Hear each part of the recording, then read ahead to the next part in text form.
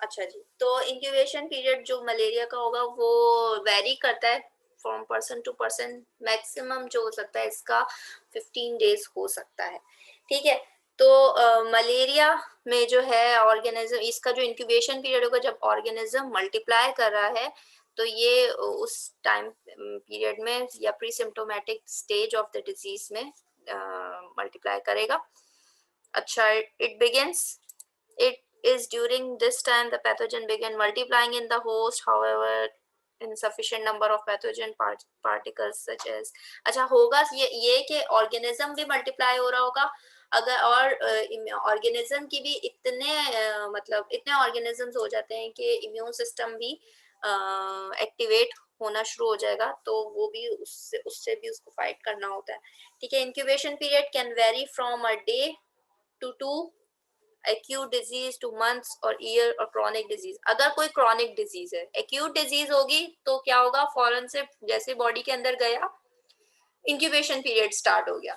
लेकिन अगर कोई क्रॉनिक डिजीज होगी, अगर chronic disease like for example, मैं आपको एग्जांपल देती हूँ हर्पीस की, ठीक है। हर्पीस के बारे में हमने पढ़ा था, उसमें क्या पढ़ा था कि शुरू में एक दफा हर्पीस का अटैक हो गया, फिर वो चला जाता है लेटेंसी पीरियड में चला जाता है, फिर उसके बाद आफ्टर 50 इयर्स और 30-40 इयर्स के बाद क्या होता है कि वो दोबारा से एक्टिवेट होता है। डिफरेंट एनवायरमेंटल कंडीशंस होती हैं, डिफरेंट उसको फेवरेबल कंडीशंस मिलती है कि वो दोबारा से एक्टिवेट हो जाता है। तो इस टाइम, तो ये जो टाइम था कि जब ऑर्गेनिज्म अंदर चला गया था लेकिन वो खामोशी से वहां पर रहा, तब उसको, तब क्रॉनिक डिजीज में वो भी उसका इंक्यूबेशन पीरियड ही होगा, लेकिन उसको हम लेटेंसी पीरियड कहेंगे, ठीक है। क्रॉनिक डिजीज में उस इंक्यूबेशन पीरियड को हम लेटेंसी पीरियड कह सकते हैं, ठीक है। डिपेंड करता है कि पैथोजन है, कौन सा पैथोजन है, it depends on the pathogen. तो अक्यूट डिजीज है तो वो इंक्यूबेशन पीरियड कहलाएगा, जब कि क्रॉनिक डिजीज है तो उसे कहेंगे हम लेटेंसी पीरियड।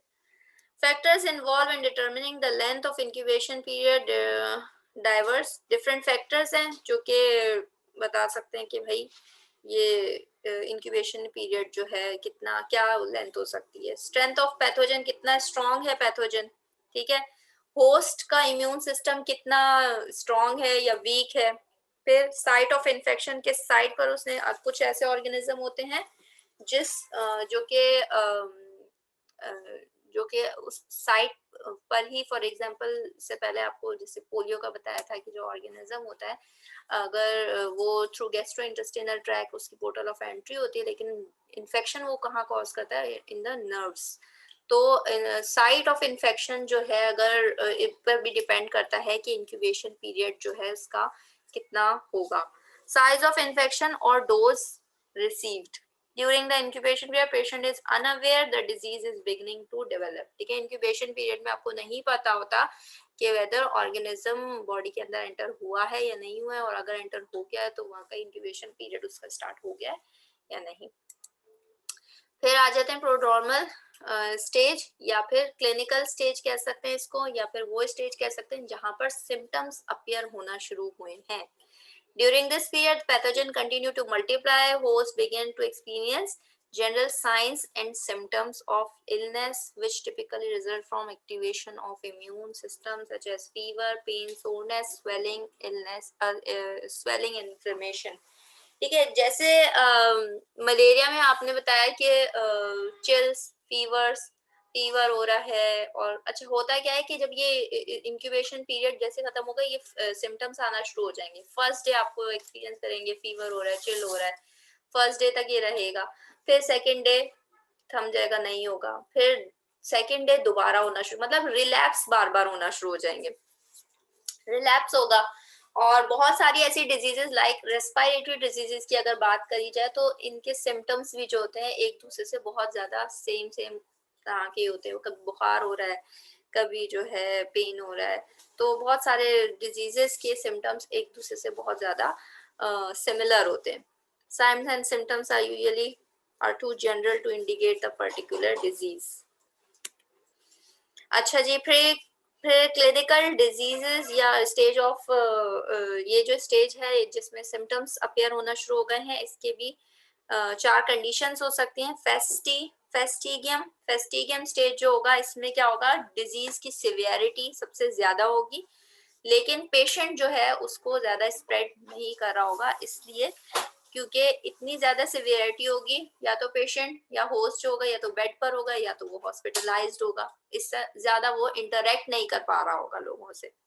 तो इस स्टेज में क्या होगा कि डिजीज सिवियरिटी पे होगी, लेकिन ज्यादा स्प्रेडिंग नहीं होगी, कंट्रोल्ड होगी वो। ठीक है, नेक्स्ट आ जाता है डिफरेंसेस। इसमें क्या होगा कि इलनेस डिक्लाइन की तरफ जा रही है, डिजीज कम हो रही है, लेकिन इसमें होगा क्या कि आपका मतलब इम्यून सिस्टम फिलहाल डेवलप हो रहा है, उसके अगेंस्ट जो है इम्यूनिटी डेवलप हो रही है। तो पेशेंट क्या करेगा, अच्छा उसको लगेगा कि अच्छा जी अब मेरे सिम्टम्स जो हैं कम होना शुरू हो गए, अब मुझे आगे प्रिकॉशंस लेने की, प्रिवेंशन करने की कोई जरूरत नहीं है।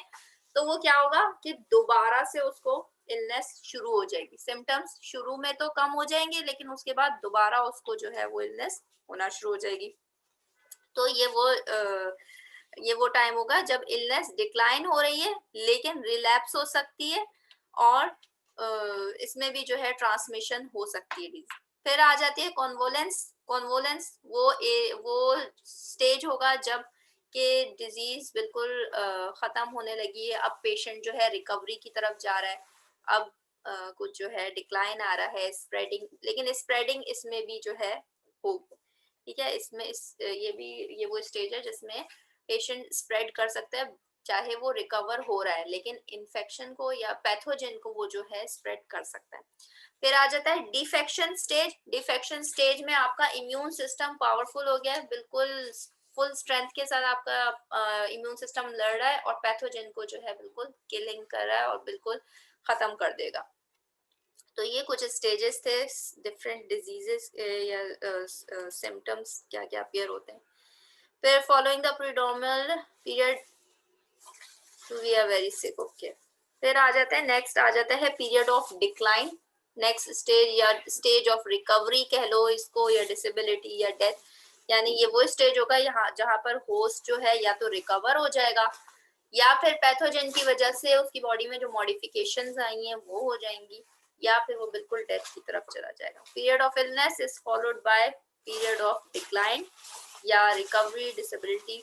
During this period, number of pathogen particles begins to decrease. Sign and symptoms of illness begins to decline. However, during decline period, pathogen may become susceptible to developing secondary infections because the immune system have been weakened by the primary infection. It is possible कि primary infection की वजह से immune system weak हो जाए, तो उसको secondary infection हो सकता है। मतलब ये तब होगा जब अगर आपका इम्यून सिस्टम वीक था और आप रिकवरी के तरफ नहीं जा रहे हो बल्कि डिसेबिलिटी की तरफ जा रहे हो, तो वहां पर सेकेंडरी इन्फेक्शन हो सकता है।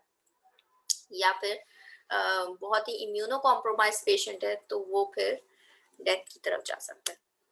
So this was all about the topic.